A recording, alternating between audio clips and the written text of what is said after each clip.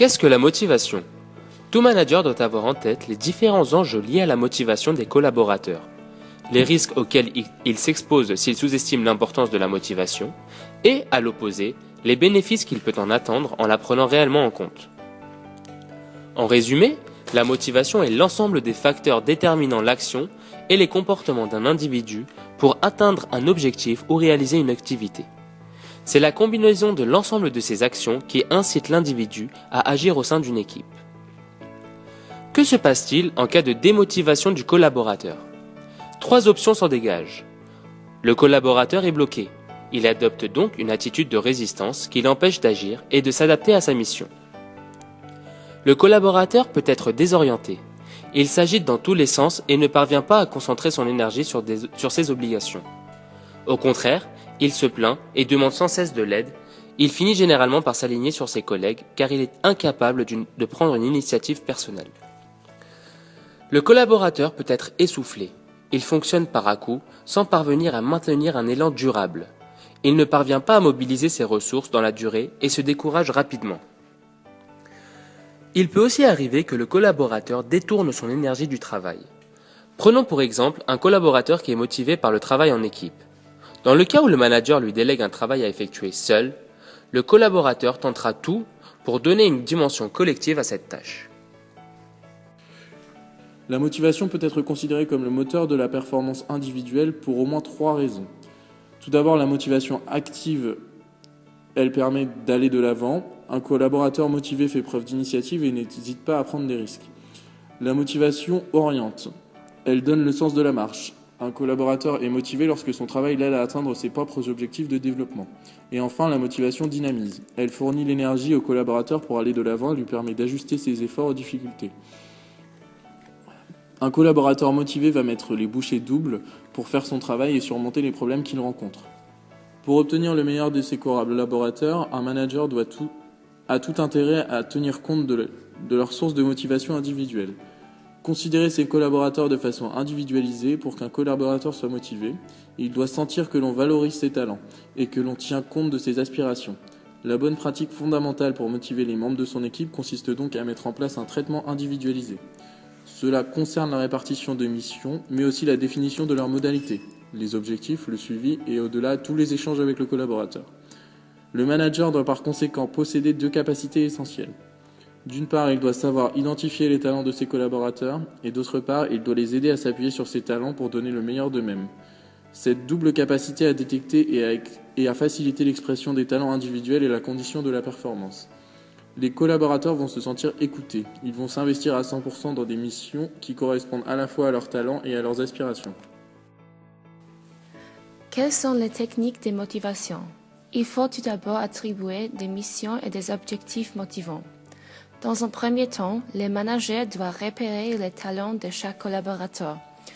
Les talents, c'est en fait la convergence de la compétence et de l'envie. C'est à la fois ce que l'on aime faire et ce que l'on sait faire. Il s'agit là d'une condition essentielle pour créer et entretenir la motivation chez les collaborateurs.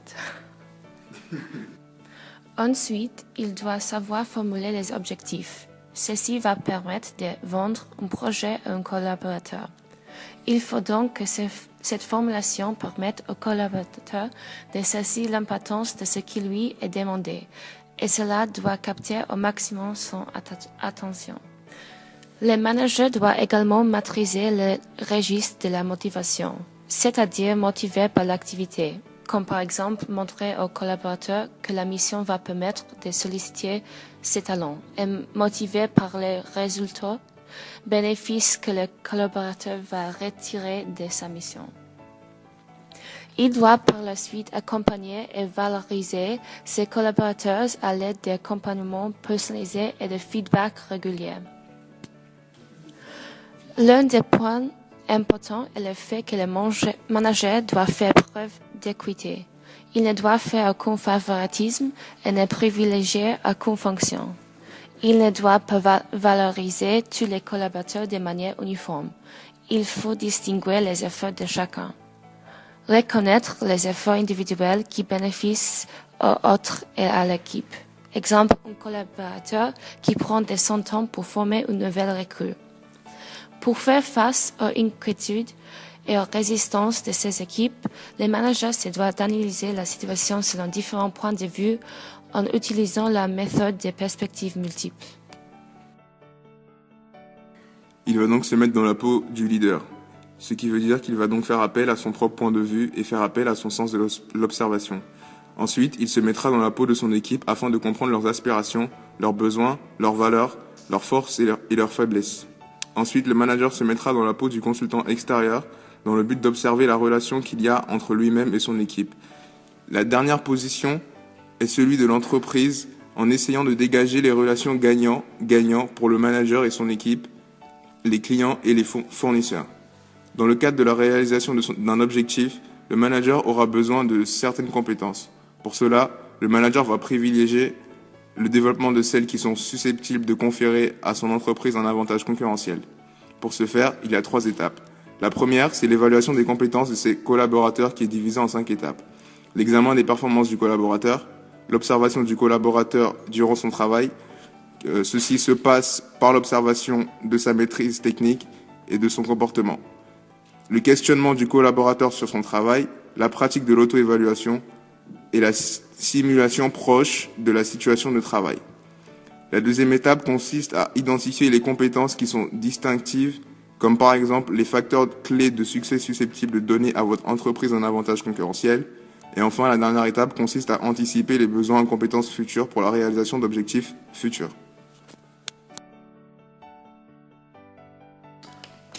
Pour développer les compétences des collaborateurs, il y a 3 méthodes. La formation. La formation peut être un moyen très efficace pour développer les compétences, mais il va falloir choisir entre la formation externe, qui est préférable lorsque le manager veut former son équipe à un comportement ou à une technique nouvelle pour son entreprise, ou alors choisir une formation à l'aide d'un intervenant interne, qui va permettre de former le collaborateur à un produit sur lequel l'entreprise est experte. À la suite de cette formation, il faut procéder à un suivi de la formation. En procédant à un débriefing à chaud, proposant du e-learning, mettre en place une mise en situation immédiate. La deuxième méthode est la méthode Grau. Grau s'articule autour de 4 étapes. La phase Goals, qui vise à clarifier les objectifs du collaborateur et éventuellement comprendre ses motivations. La phase Reality vise à s'assurer que le collaborateur connaît bien les faits dont il est question. La phase Option vise à développer la réflexion du collaborateur quant aux différentes solutions qui s'offrent à lui pour résoudre son problème. La phase Will vise à concrétiser la volonté du collaborateur en programmant des actions. Elle mesure l'engagement, l'intention du collaborateur.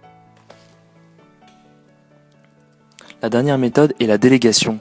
Il faut ainsi définir le contexte et les objectifs de la délégation, programmer des entretiens intermédiaires durant la délégation, faire le point sur son travail, le conseiller et lui proposer son aide.